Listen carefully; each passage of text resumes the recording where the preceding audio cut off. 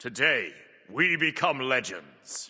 Today's Titan Talk discussed the future of the show, the team's thoughts on the Antiheal pass, concerns over leaving the least popular and hated gods for last in terms of ports, and a whole lot more. So without further ado, let's jump into today's Titan Talk recap. First up, they went over the full patch notes for OB16 on the show, but there wasn't really anything major of note that we haven't covered in previous videos last week, but the full notes are now live on the Smite 2 website if you want to give them a full read. Kilgoon did address Isaiah leaving the show today as well. For those unaware, Isaiah has taken a position at a different company and will no longer be working on Smite. Kilgoon said the plan going forward for Titan Talk is to have Hindu Man host the show in place of Isaiah. Hindu doesn't work Mondays though, so the Monday shows going forward will be Kilgoon hosting with a guest such as Pawn or Clumsy. Moving on to the main Q&A section of today's show though, first up there were a few questions on general healing item proc related things, and Pawn said the general rule for if a healing based item will proc is that it has to be done by an ability, so if an ability heals you it should proc. If there are any cases that aren't working then let them know and they'll be able to fix that. Pawn also said that passives are abilities and therefore should proc healing items, which is interesting as there are definitely a lot of passives such as Aspect Thor that currently don't proc healing items and will be really strong if they did. Aspect Thor stonks will go through the roof if it permanently procs regrowth, so it's interesting to hear that the intent is that it should. Maybe this one will be fixed with OB16 as they said they are fixing most of that in terms of all the Aspect healing abilities proccing items correctly, so if that does get fixed we might see a lot of Aspect Thor coming on. Someone asked about the team's thoughts on a support Hades aspect, and Pon said right now you can build him tanky, but it is a bit more of like a bruiser and frontline dive kind of role, so a support aspect might need some more substantial changes, but he does feel like it makes sense to go that direction for him as an aspect. Someone asked if Antiheal is gone forever or not, and Pon said he's been pleasantly surprised by how the pass has gone for the most part. It was a big change and he expected things to be a bit more broken than they are. He said Sanguine Lash has been pretty much the only giga broken thing that they had to address immediately with a hotfix, so it sounds like the Antiheal probably is gone forever, but Pon did say they are considering more soft counter items like Brawlers or Contagion, which personally I think is the right direction to go. Tainted Steel was also mentioned as something that could potentially be added as a soft counter to anti-heal, maybe giving you a benefit when enemies heal near you. Someone asked if we'll get back the original Aphrodite and Cupid models, and Kilgoon said it's not on their immediate plans or anything to do that, but maybe at some point. Cupid especially will be a bigger arc of work to bring back his old model as it uses completely different animations and rigging, so it won't be as simple as porting the skin over directly using the existing animations. Someone asked if they could bring over suggested bans, and Kilgoon got the wrong idea initially in thinking that they meant that the game suggests bans to you for like the highest win rate gods in your rank or whatever, which he said is probably something they would never do as it would limit creativity and could lead to the same gods being banned every game, even more than is already the case. But chat clarified saying that they meant the lower pick order players could suggest what they want banned to the top pick, and Kilgoon said that is actually on their to-do list, so we should be able to get that feature at some point. Someone followed up a little bit later in the show asking when we might get the Smite 1 simultaneous ban system, and Kilgoon said that is definitely something they do want to get back to at some point. It's just a question of how many gods need to be in the game for that to make sense, as it could result in an absolute maximum of 10 bans per game, even if it usually only results in 6 to 8 because of duplicate bans. Someone asked if the team is at all concerned about potentially leaving all the unpopular and hated gods until the end, and Kilgoon said they are aware of that, and that's why they've been sprinkling in a few less popular gods like Kali, Awilix, and Janus over the last few months. They must have different popularity data than we have access to on sites like Smite Master though, as Janus seems very popular in most modes in Smite 1 from that data. Some of that could be influenced by him only being playable in Smite 1 and not Smite 2 at the moment, but I'm not sure how much sway that has given that the top 5 most played gods in Smite 1 currently are all in Smite 2. But I digress. Kilgoon did say that they do have a few less popular gods coming throughout the rest of the year, which gives us another small clue into what we might see for the rest of the year.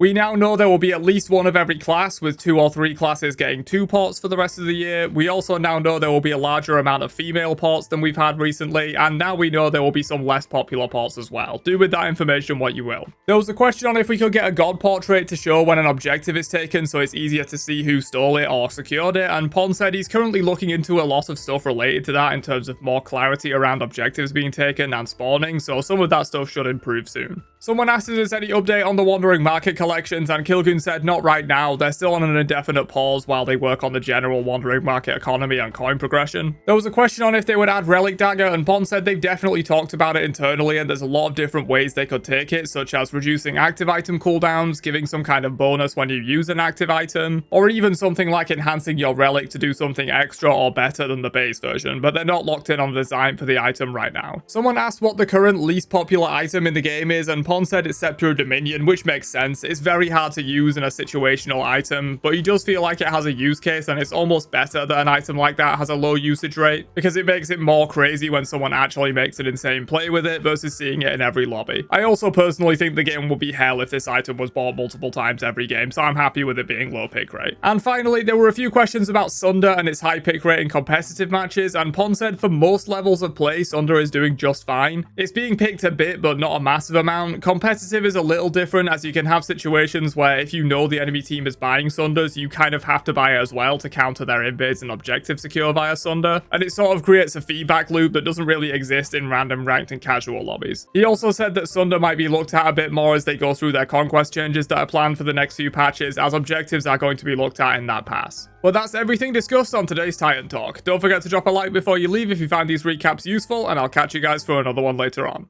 Have a great day, and peace out, you nerds.